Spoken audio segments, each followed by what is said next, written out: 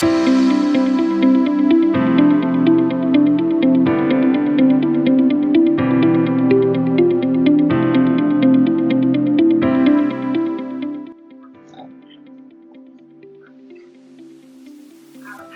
is the process of getting access to these editorial recommendations, at least for us.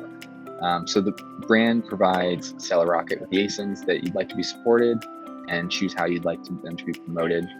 We submit those ASINs to our publisher network. Our dashboard matches the ASIN to a publisher that either has an article that your product would fit with, or if there's no matches, then we will pitch to a publisher that covers your category for a new article to be written.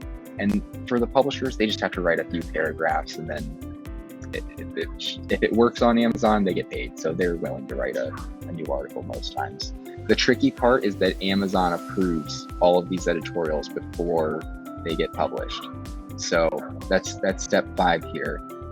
Amazon moderates the article. If it passes moderation, then it gets displayed. And right now, the timeline is 8 to 12 weeks for an editorial to be published. So we're a little late for Prime Day, but this is definitely good for Q4.